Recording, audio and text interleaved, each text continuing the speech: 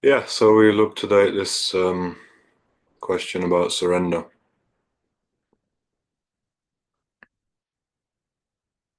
We often hear the phrase, just surrender and everything will be fine.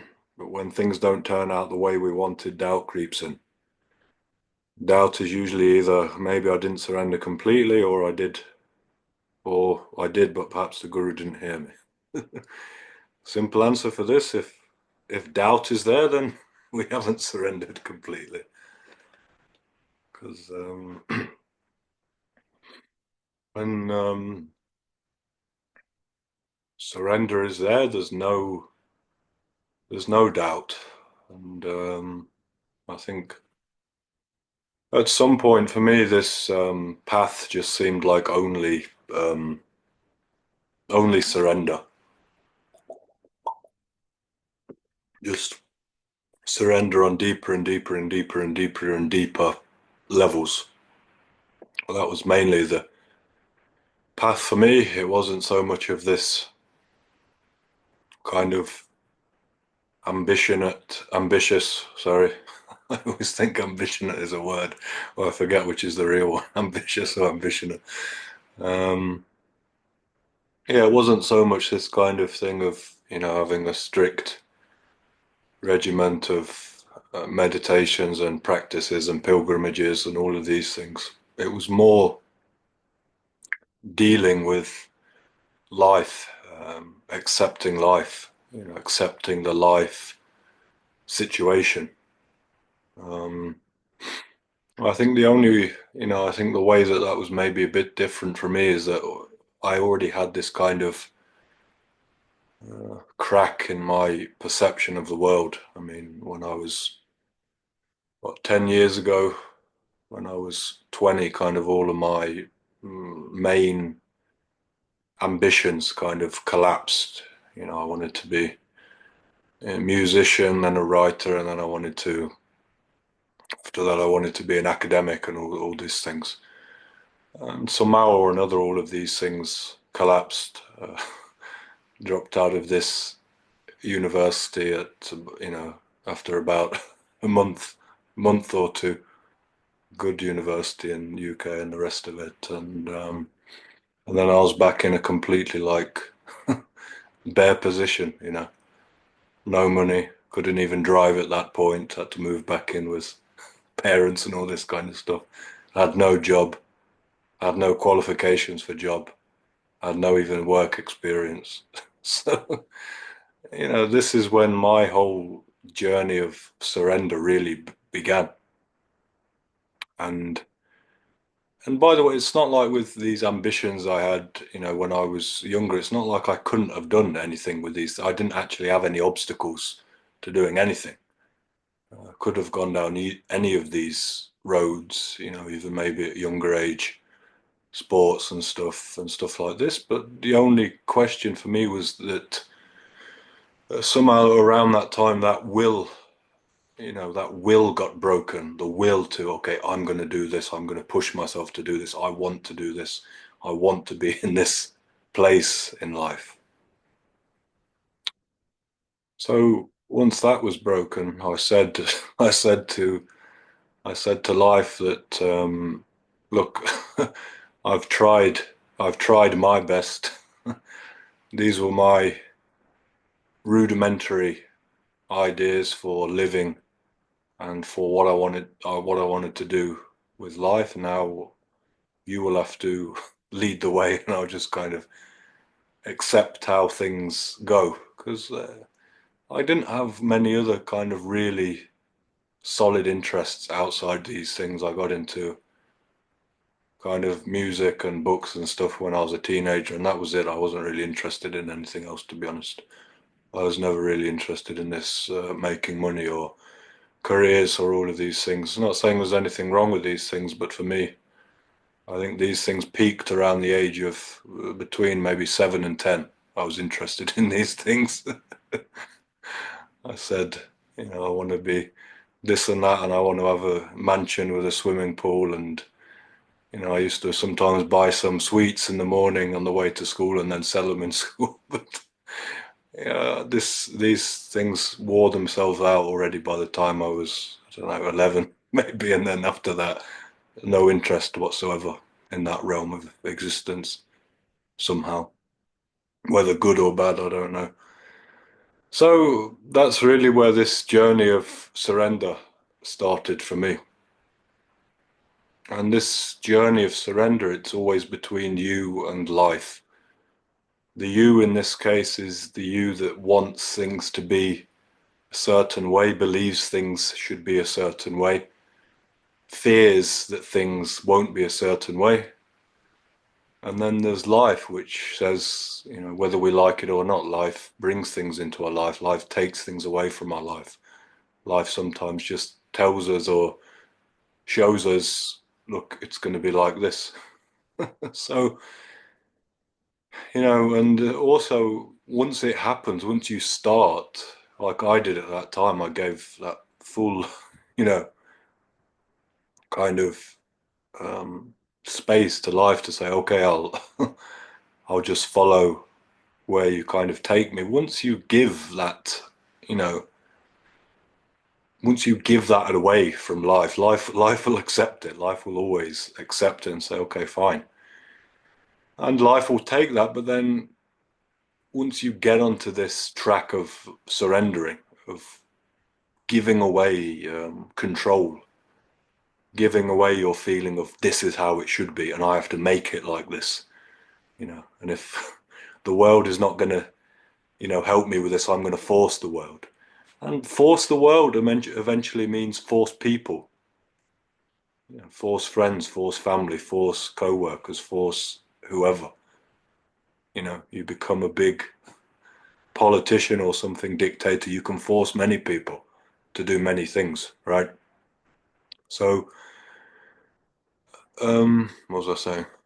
Sorry, I lost my train of thought.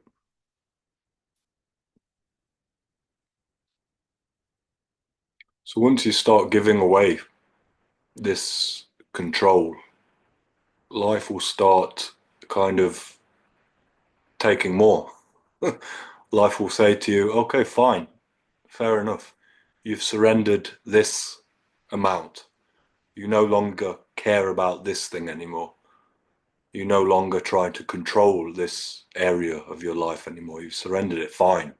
But what if I take this from you as well? What if I make things like this in your life? Will you surrender that as well? Or will you try and fight, kick, scream, control, complain, all all of these things? So this is the game of surrender, really. And it just takes you through these things. And what we find, as I've said many times before, is that really what we call the self, what we call the individuality, the feeling of individuality, feeling of separation, it's built around this ball of resistance to life, of resistance to ourselves, to others, to our situation. It's built from some kind of resistance, either resistance to something which is already there. We've got like a permanent resistance to something in life, or we've got an ongoing temperament of resistance that comes, and we resist many, many things. We fight against many things, try to control many things. So this resistance, this lack of surrender is what keeps this feeling of individual self. It keeps that intact. It keeps that kind of solidified and together. Because constant, as I've said before, when you are resisting, when, like I wrote the other day in the group, when you perceive problems in the world, what did I say about the problems? I said problems, either it points to the fact that you're not accepting something or you're not taking action somewhere. So if you're not accepting something, that thing is going to be with you, gnawing at you. You're going to be thinking about it. If you need to do something and you're not doing it, that's also going to be in your mind. It's going to be gnawing at you. And eventually, when all of this builds up, maybe it's not gnawing at you consciously, but it starts gnawing at you subconsciously. It gets into your body, it gets into your muscles, gets into your subtle system, makes you stiff, right? All these things. So these elements, all of this, these keep the sense of self intact. And as we start this, as we go along this path of surrender, of giving these things away, saying, okay, fine, I trust life. I trust what life brings. I trust what life takes away. I trust the way that life, plays scenarios out, I trust the way that life responds to me through other people. When we start doing this structure of thinking, of fearing, of controlling, it starts to shrink and get smaller and get lighter. And that's fundamentally the path. And as I've said before, once that structure has become light enough, has become loose enough, it unravels and you realize, oh, I was not that individual self. You realize that that was just it was just a mirage created by this structure of thinking that you've built, structure of control that you've built up, structure of fear that you've built up, all on the basis of separation, all on the basis of I am this little person, right? So this is the game. Am I living in such a way that helps to build and reinforce this idea of I am separate, I am a victim, I am against others? Or are you living in such a way that constantly helps loosen up this structure? Loosen up your sense of self, loosen up your sense of self-importance, pride, ego, all of these things. So that's the game. So really, for me, that's why I talk so much as of about life being the great teacher, because mainly I was taught through the life scenarios, right? And to go back into that point of my time at life, I got some random job doing landscaping, this very hard work. I had to go and you know, mix mix cement all day, this kind of thing. Didn't drive at the time. I had to get like wake up early and take like three buses just to go to work and then three buses home at night. And I used to dread all of these things every day. Right. You know, but despite dreading these things, I couldn't muster up that energy anymore to say, oh no, I'm not going to do this. This is horrible. Let me create some other kind of destiny for myself. I just accepted it. I accepted this is how it is. But again, I could only do that because those other desires or whatever that I had, they were too weak now. They couldn't impel me, to create more action. I was just stuck with what I had really. And for that, I had to surrender every day, right? Wake up in the morning, oh, I don't want to do all of this stuff again today, but then you go and do it. And fine, one thing is actually getting up and going to do it instead of staying in bed or whatever, or calling in sick. But then the other one is working with the way that you feel throughout all of this. Is are you investing in these thoughts of, oh, this is horrible, this is harsh, this is not what I like, and this kind of stuff? Or are you saying, okay, I completely accept it. Let me just be in the moment. Let me just do what is in front of me. So that's the surrender as well.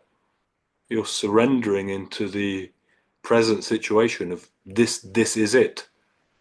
This is it right now. Again, I always come back to accept or take action, right? So either you're going to, there's enough momentum, there's enough feeling, willpower within you to say, I'm going to do something, I'm going to change something, I'm going to say something, I'm going to go here, I'm going to do, either that's there, right? You're going to do something, or you've got some problem with somebody, you've got some problem with somebody in family or something like this. But either you're going to do something, you're going to talk to someone, you're going to confront somebody, you're going to stop talking to somebody, you're going to break something off. Either you're going to do something or you have to accept it.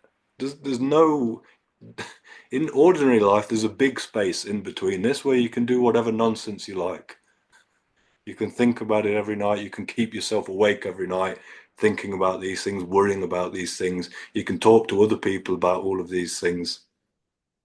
You know, you can take anger that you feel to one person, not express it to that person, and then express it to another person, lash out at somebody else. All of these interesting options are open to us in life, right? Okay, but on this path that we're talking about, path of liberation, path of dissolution, whatever you want to call it, if we want to go forward, if we want to unravel these knots within us, these are our options, really.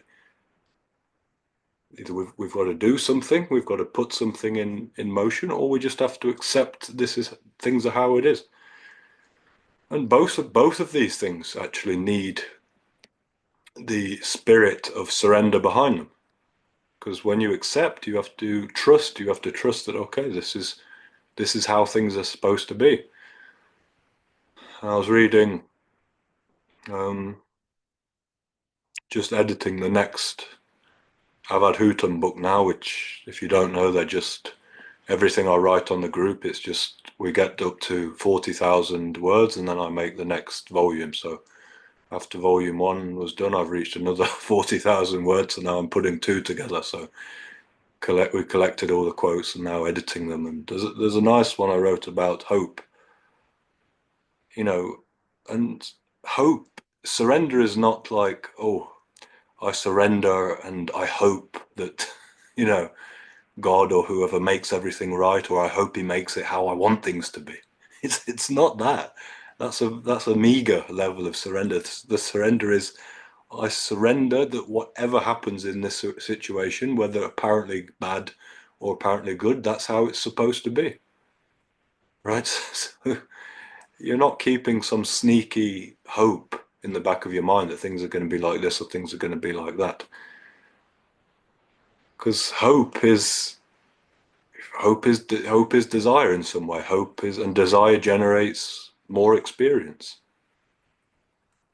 Okay, so the surrender for acceptance is you're accepting this. This is simply the way things are. I don't have that feeling of that I'm going to do something. I don't have this feeling of I'm going to change something. I'm going to do something. Like for me at that point in my life that I was speaking about.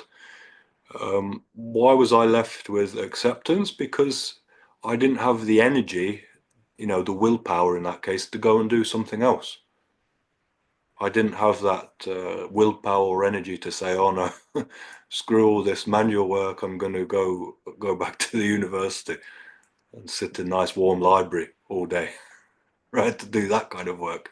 Yeah, fine. Option was open, but I couldn't muster that kind of energy in that direction to say oh, I'm going to do this. So I was left with acceptance. Likewise, so action also requires surrender because we have to also surrender and have faith that whatever I do, I accept the results of this action. Whatever result, however the world responds to what I do, I accept that, and I accept that as that's going to be the right thing. That's going to be the right thing. And again, you can't have expectation in this area. If you've got a positive intention or an intention which is kind of coming, really from the bottom of your heart, you can't just think, oh, maybe other person or whatever other party might not receive it that well, so I won't do it. No, this is conditional action. What will they think? What will they do? You have to say this is the right thing for me to do. My intentions, as far as I know, are pure. And however people respond, however the world responds, that's up to them. I surrender it. I surrender the fruit of my action.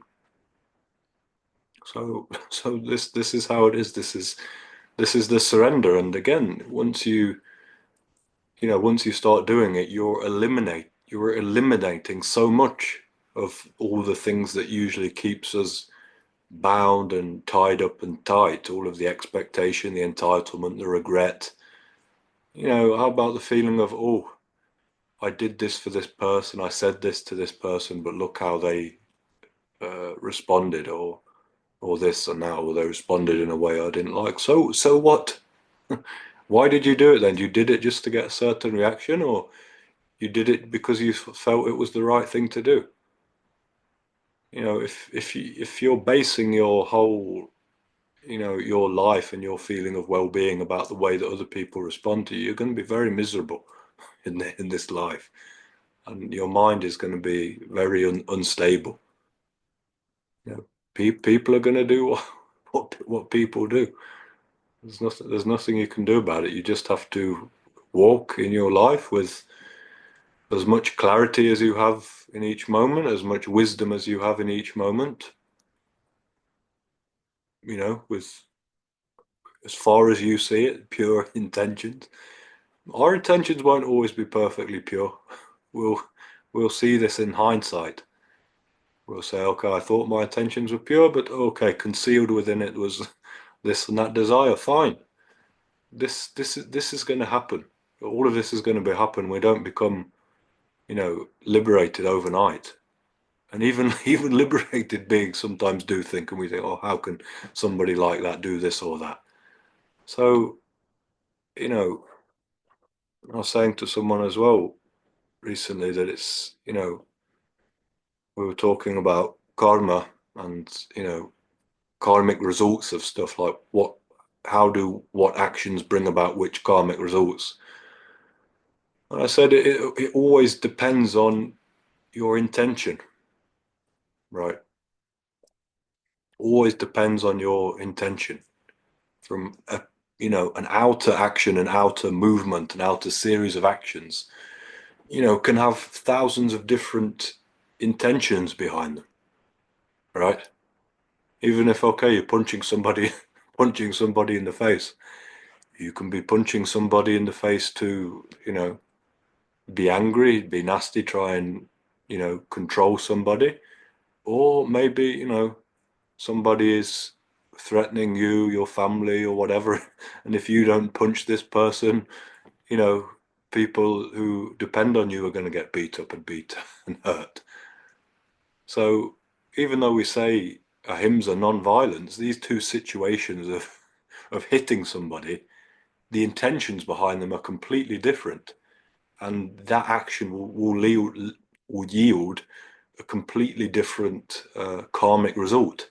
Even though on the physical level, the action was apparently the same. So this is why it becomes very difficult when you make very stiff systems, stiff frameworks, stiff rules for people to follow.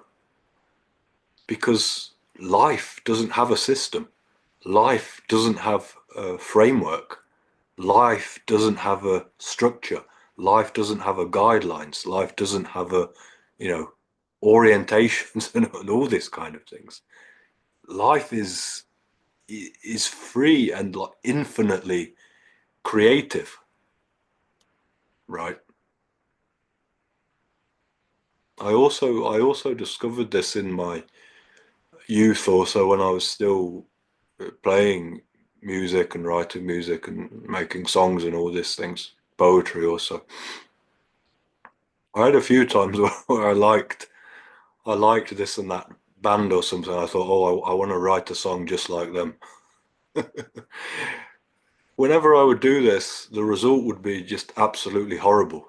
And it's not even that it'd be horrible, but it just wouldn't work. It just wouldn't work. And then the next minute, I could have an idea. I could sit on the guitar and some riff would come, and oh, this is interesting. I start playing it, then I start singing, then the words comes, and in 20 minutes, song would be written.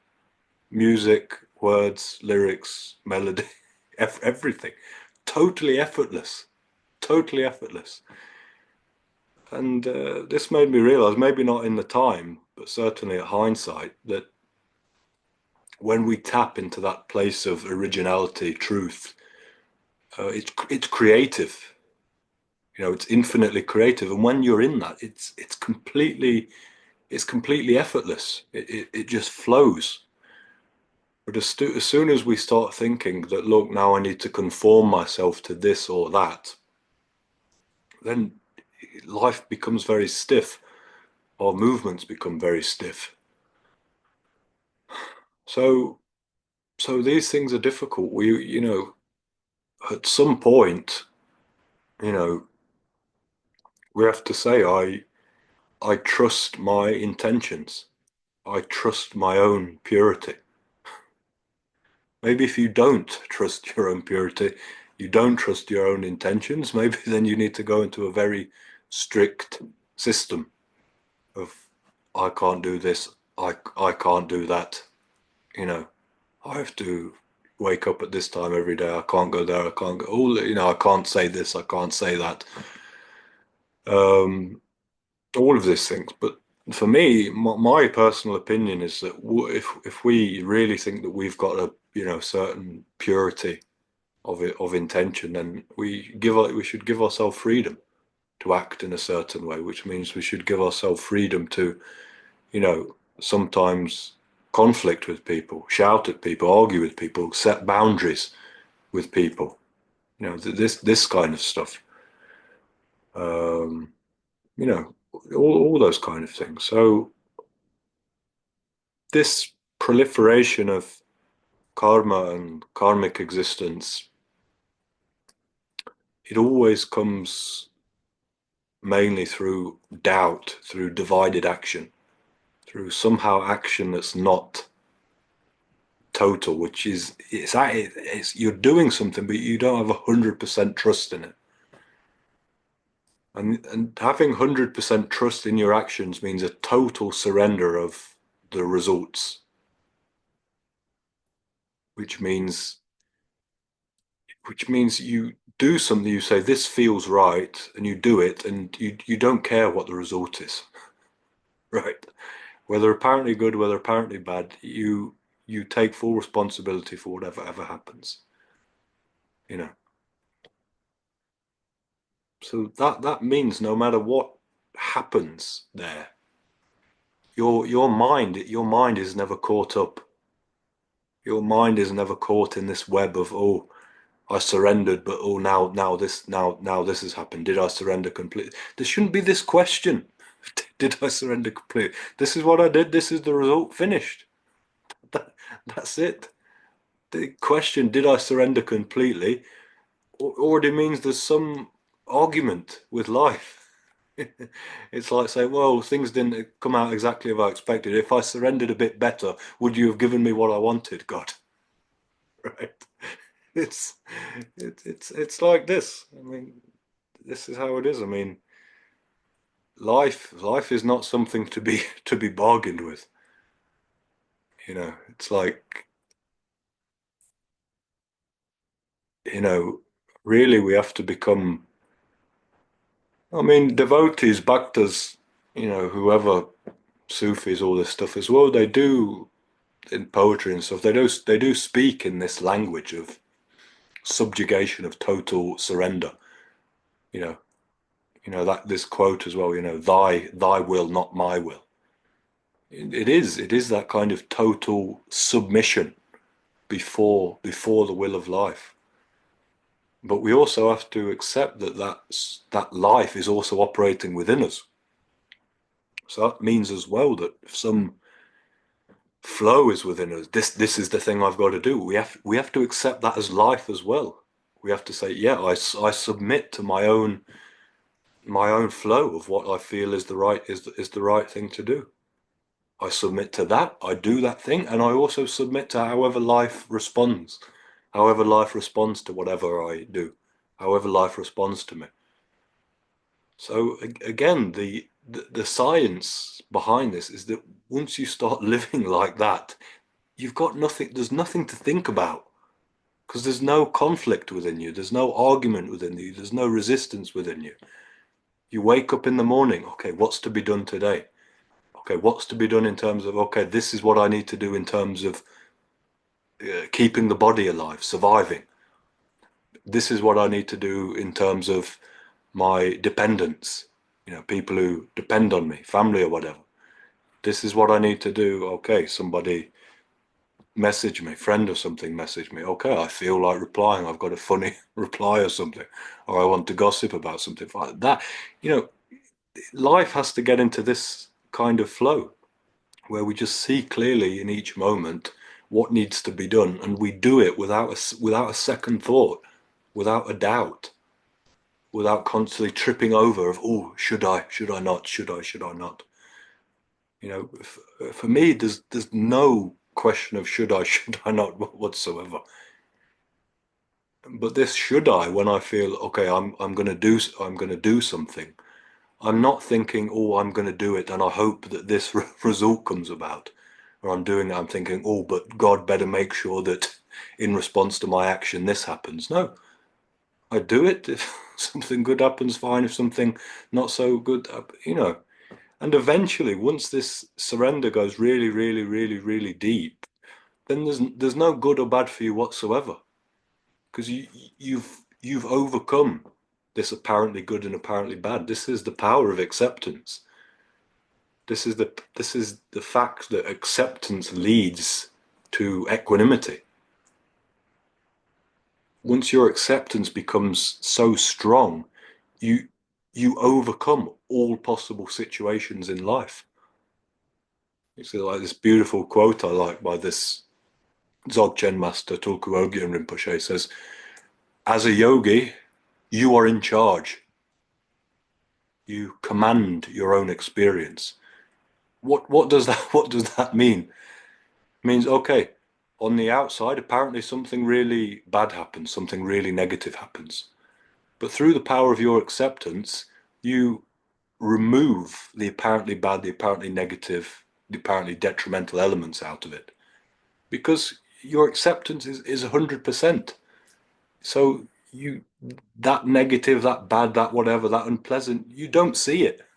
You know, your eyes of acceptance purify everything that you look at and everybody that you look at. So that means you're in charge of your own experience. Nobody can do anything to you. Nothing can do anything to you. You know, that's what it means to be a yogi, really. Yogi means totally fearless, totally unconditional, totally you're totally surrendered in to life. You don't mind what happens. Somebody says, "Hey, look, 5 minutes, you're going to leave the body." There won't even be a twitch. There won't even be a twitch in your nervous system. You'll do what you'll do whatever you can within 5 minutes. Practical that needs to be taken care of, and then you'll leave. Simple as that. But this is what it means, and this is all accomplished gradually by and by through surrender. It's just how it goes. So, you know, like I said, if you do that, if you get onto the track of doing this, then that becomes the practice. Fine, additionally, you can do whatever, practices for alignment, whatever you want, if you enjoy doing them, if they're fun. Right? I don't believe in this spiritual practice which is not fun. I spoke on here about times in my life where I used to like sitting in silence a lot or walking in silence a lot. I did those things because at those moments that I didn't want, that was the thing I wanted to do most, right? Not through some discipline, not through again, it's a conditional thing. Oh, I'm going to meditate so that, oh, one day I get enlightened. I'm going to meditate so that, oh, one day I become happy. One day I'm going to meditate so that one day I become guru, right? Conditional. For me, that whatever it was, sitting in silence, it was this is what I want, this is what I want to do. Most thing at this moment. Still, even when I went in India that time, I was meditating a lot. I was still watching, movies or whatever. If I felt like watching a movie, I'd do this and do that. But it just so happened at that time, I felt like sitting and being in silence a lot of the time. Now I don't at all. Only time I sit in silence like that is when I when I do these sessions on Sunday, and in that context I enjoy. But otherwise, at no times you'll see me sitting down in some silent state. Maybe before, you know, before I go to sleep, there's nothing else to do. You're waiting, you're waiting for sleep to come, then it'll happen. Otherwise, whatever I do, whatever else I want to do, but it's never this sitting in silence now. If I was to do it now, it'd be like there's some artificial idea there that, oh, I'm going to sit in silence for this or that. It wouldn't be, because there's still that feeling of urgency, that passion of, oh, this is what I want to do.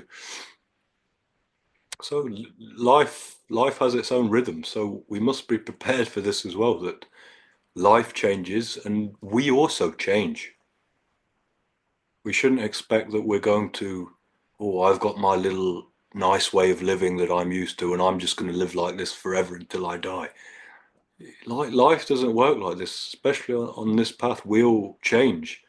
Our routines will change. Our habits will change. Some may remain the same, definitely. Some may remain the same, likes and dislikes, etc. But some other things will definitely flow, and other things will adjust, to other things happening in our lives and whatnot. So all of this is a part of it.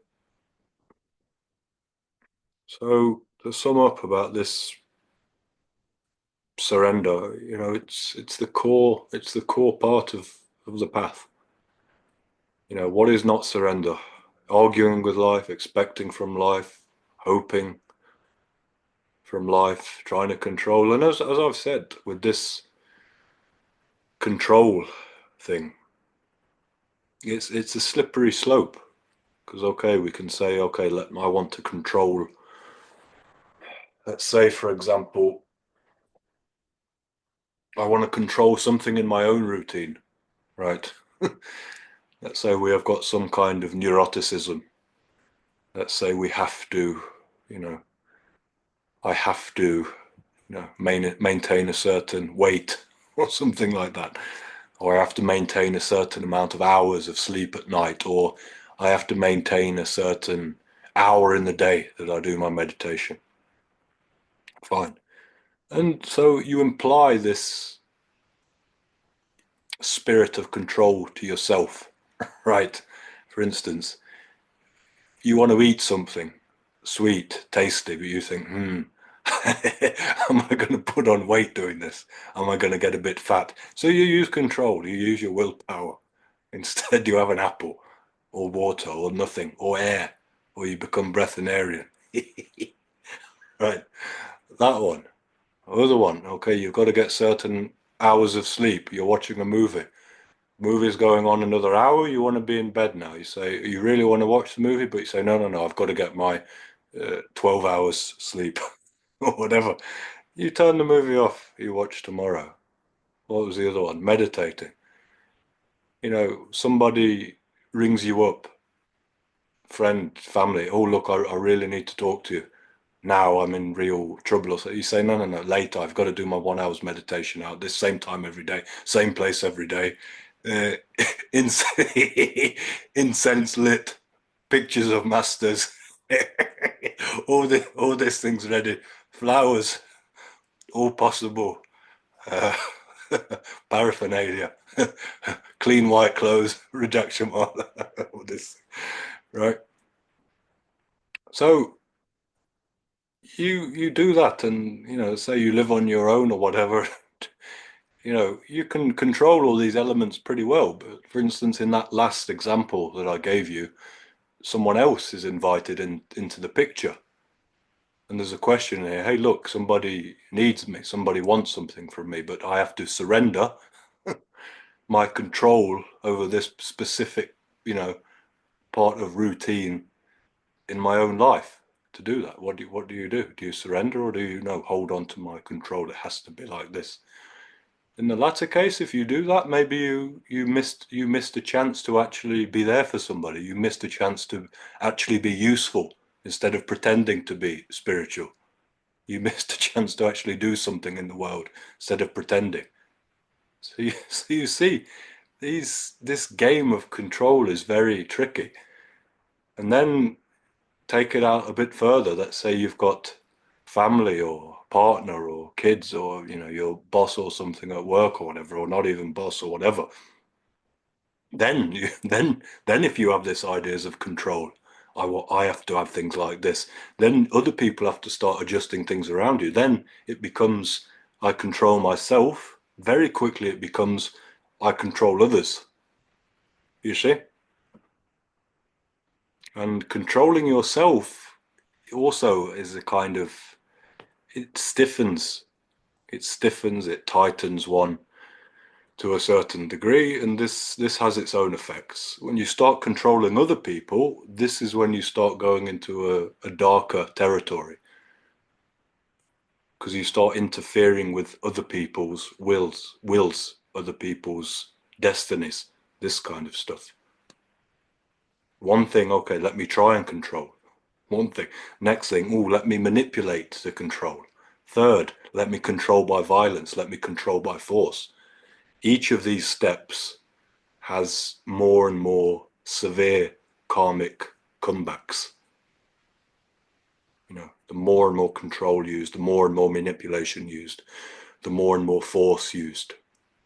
These things have increasingly severe karmic comebacks, right?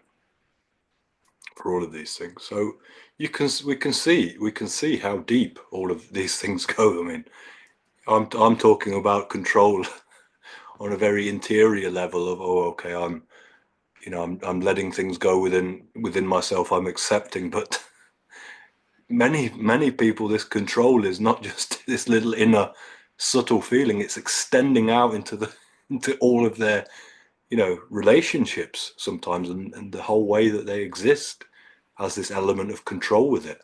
And again, if that control gets extended, it gets amplified, it becomes manipulation, it becomes coercion, it becomes violence. And then once you get to that stage, it's very you just get further and further and further away from even being able to talk about stuff like this, let alone coming to satsang or getting to meet sages or stuff like this, because you know it's the we our frequency won't be able to handle it. you know Mohanji's wrote recently nicely about this on these groups, about how that frequency is defined by the way you act, by the way you're carrying yourself in life. That's going to determine your frequency. So surrender goes on to all of these things. So this kind of subtle surrender I'm talking about, this will be a distant thing if we're still in this mode of trying to control other people. Then first of all, we'd have to work on that. We'd have to work on letting other people be, and then slowly we work in, like through the layers of the onion or whatever, to the core. But so yeah. So you see with these things, there's so many layers to these things. There's so many things at play. That's why I say all the time, with awareness and acceptance, you have to be vigilant all the time in life, especially when it comes to how you relate with other people. What's behind my interaction here? Is there expectation here? Is there entitlement here? Is there fear here? Am I not expressing myself fully? Am I trying to control? Am I trying to manipulate a bit? Am I being passive aggressive? All of these things we have to see so clearly. Most people live without seeing these things. They just live, they do what they do, they act how they act, and they don't see these things. As soon as you start seeing these things clearly and you start seeing, look, I'm being like that, I'm acting through this pattern, then that thing can start unraveling. So that's why I say that we have to have this great vigilance, this great awareness on this path. And you can do so much just with that, just with an ordinary life in the world, plus awareness. It gives ample opportunity for practice. Um, so yeah, what to say? That's how it is. So yeah. Anyway, I hope that this was helpful. Whatever I said on surrender. I mean, ultimately, all of these things they have to happen, right? I mean, I'm when I'm talking about all of these things, I'm assuming we're on this when we're on this path, we're on like this wave. We're on this wave of our consciousness is going inward, is saying, look, I want to expand, I want to be more expansive, I want to be more still. And then things just happen. It's not like, oh, now I'm going to do this, now I'm going to do that. Because sometimes we can't, even if we try, things just don't stick. So that's what I'm saying. We're all just flowing through life, through one experience to the next, from one, moment to the next, and in each moment we have to just try. Let me be a bit more aware. Let me first see what these patterns are. Let me see what is there to be accepted. Let me see where am I not accepting? Where am I resisting? Where am I controlling? All of these things have to be there. So that's why this witnesshood has to be there. This awareness has to be there to see all these things clearly, and then the surrender begins to happen naturally. Then sometimes life give gifts, but when they come, they seem like punishments. Two ways of seeing. Life can give us an incredible gift, something that's so bad, so shocking happens in our life that if we can surrender through it, if we can surrender the control, surrender the worry, surrender the anxiety, we can become so strong. We can become so stable, so trusting in life. But if we can't, then for some people these things can crush some people that can't handle them. So yeah, certainly in life, some things that look like punishments are gifts, and definitely that's the case for people who have already got a foothold on this path. Once you really get on this path, all kind of apparently unpleasant things you can be converting. You can be, alchemizing.